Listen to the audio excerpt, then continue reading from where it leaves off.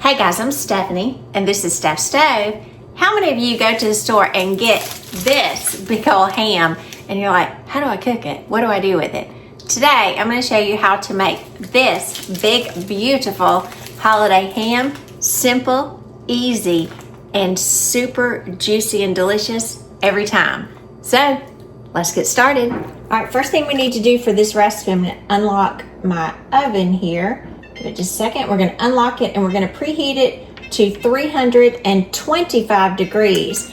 Now, as we preheated, I went ahead and lowered my oven racks. I don't know if you can see, this is like the lower third of the rack of the oven, and so I've got this to the lowest setting so it will not be too close to the element. You do want it lowered in your oven.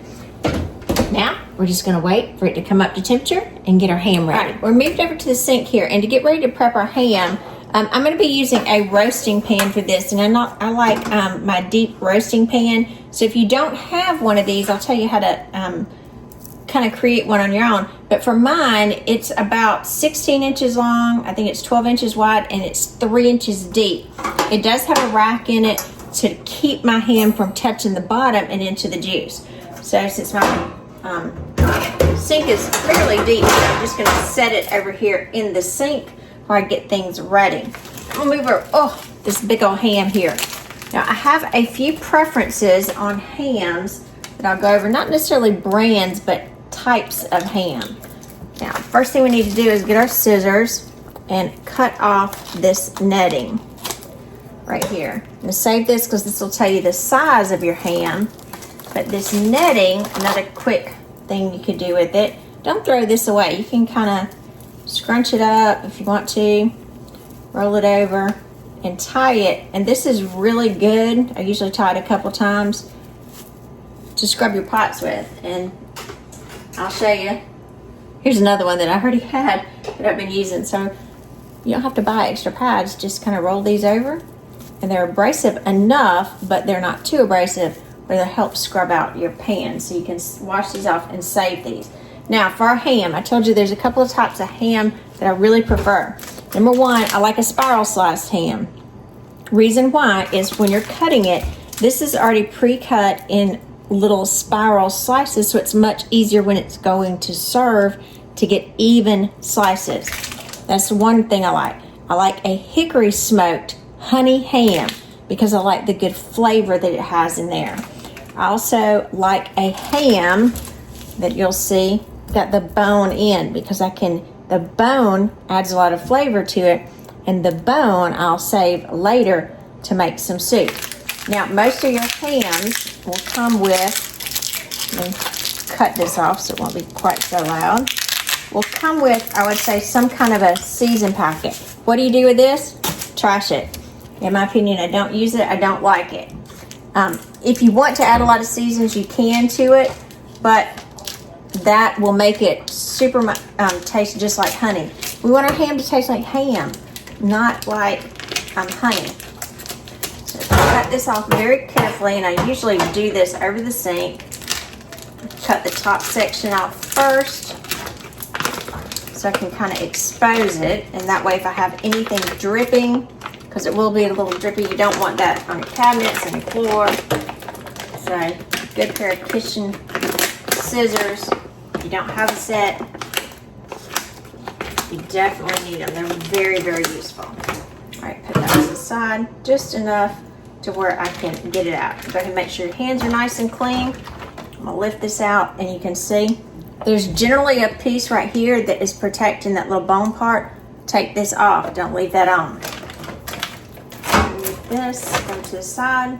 Slowly add a little water, and I just do rinse these off. Now, some people say they don't.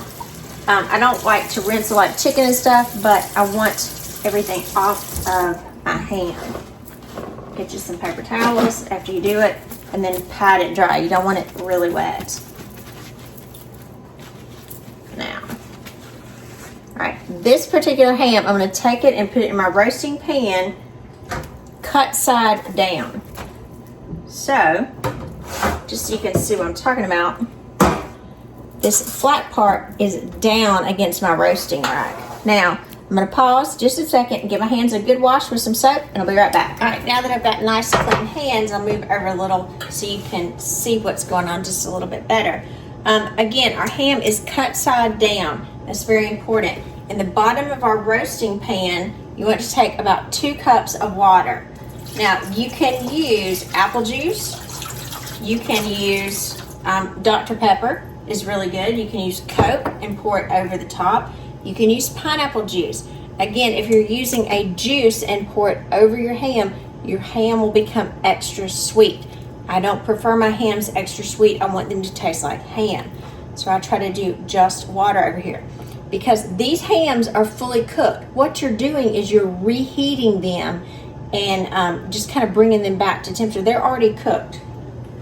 Now, I did say if you did not have a roasting pan, I'll tell you what to do. You could get a large baking dish here and then just take a wire cooling rack and lay it into the pan. That will leave you a little lip of about 1 inch or so your ham just doesn't want to touch the bottom. That's very important what you're looking for. Now, we do need to tint this before we cook it. So, this is where you need the heavy-duty aluminum foil. I'm going to cover it over here. And when I say tint it, that means we're just going to put it over here lightly. You can just kind of touch it and leave it down. That's all you need to do. Get that glare off of the aluminum foil. You don't have to look at it. Some people say, are you not going to add any brown sugar or anything to it or pineapples? No. My ham, again, I want it to taste like ham. Now, what we're going to do, 325 degrees is our cooking time that we were trying to get to. And what we were looking at, so you can see, this is, and I'll show you real quick. I got this one for $21.53. It is 9.83 pounds. It was $2.19 a pound, which is a pretty good price for the ham. Got it just the other day. So what we're going to do, we're going to calculate here based on the weight. That's how you'll know how long to cook it. For every pound of meat or every pound of our ham, we're up to temperature, we're going to cook this for 10 minutes. Now this is 9.8, so it's pretty much 9.5 pounds. So we are going to cook this for 98 minutes roughly, okay, which is about 1 hour and 38 minutes. Now, all we need to do is get it in the oven. And you're saying, is it really that simple? Yes, it's that simple. So, let's pop it in the oven. All right, here we go. Remember, we're on the lower 1/3 rack. Very important. Good heating with nice handles here. And if you don't have a roasting rack, I'll try to do a link. These are really, really useful. Push it in very carefully. It is heavy. And again, we are going to cook this. I'm going to put our timer on for 98 minutes, hour and 38 minutes. And then at the end of the hour and 38 minutes, we're going to take it out and you're going to see a beautifully luscious, brown, juicy ham. Perfect for our holiday. See you back soon. All right, our ham is finished with its cook time. It has been cooking for me 1 hour and 38 minutes, according to 10 minutes per pound. It is very hot when you open it, so be prepared for that burst of steam.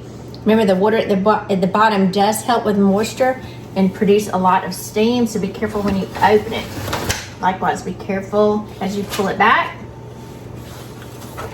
Let's pull it out. Here, I do have it on a wire cooling rack because I want ventilation under it. Let's go ahead and close this up. And I do have some people that ask me often, what are these things in my oven? Those are just oven racks. And if you're interested, they just help keep your oven clean from spills. And I'll put a link in the description, but they're nice and handy, and I absolutely love mine. So I do get that question often. So let me pull you back up here and get you closer. I'm gonna give you just a little quick peek, I would say, at our ham, because, let me do this with tongs, so you can see it's nice and pretty in there, but it needs to rest. That is one of the things that most people go in and they start cutting it immediately. You need to allow it to rest.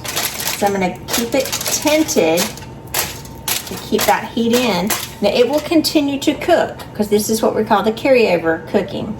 So this is going to need to at least sit for 20 to 30 minutes, and then after all those juices kind of go back in there and get all reabsorbed in that ham and stay nice and juicy, then it'll be time to cut into it. So see you back in about 20 or 30 minutes. All right, our ham's been resting for about 20 minutes now. So I'm gonna take this off, and so you can see that nice color under our tin foil where it's got nice and warm. And I'm gonna use 2 tongs to get in here and get it out. You can see it's gonna start coming up so easy. All the way in the center, because remember this is spiral slice. Look at that coming apart there. Big lift. Look at that. Look at that beautiful ham. Pretty pink color. Look how juicy it is. Ooh, I feel the steam coming out too. This is why I like the spiral ham. You don't have to fuss over cutting it. Your slices come out beautifully and they just fall over. Look at that. Look at that pretty ham. And so if you are not great at carving your ham, no need to worry. There it just falls off exactly as you need it. So all we need to do is just pull these apart and get ready to dive in. All right, look at these pieces right here. I'm just gonna pull this little piece out. Look how juicy and yummy that piece of ham is. Not a piece of it is dry at all. Just delicious. Look at my fingers. Just yummy. I'm Stephanie. This has been Steph's Stove, where today we make this easy holiday ham. Perfect every time. And look how juicy it is. I don't know if you can tell, but it is juicy, not a dry part. And look at my fingers. Look how much juice is on there. Because let it rest. One of the things that people mess up most about hams when they get them is they want to cut into them immediately when they come out of the oven. Just like any other meat, it's best leave them tinted, let them rest. Fill your roasting pan up with at least 1.5 cups, 2 cups of water. You can use any other flavored liquid if you like. I prefer the ham to taste like ham. I don't want it to taste like anything else. You may disagree, and that's fine, but we love that good ham flavor. A spiral ham, easy to slice or pull apart what you need, because look at this section. That's right from the middle. Look at that. Look at that glossy, juicy ham. Super easy to pull apart just like that. And so there's no carving expertise necessary. But this is some good ham.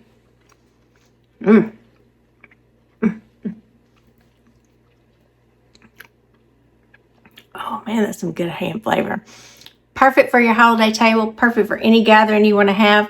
Makes great leftover sandwiches and all kind of recipes that you can do with it.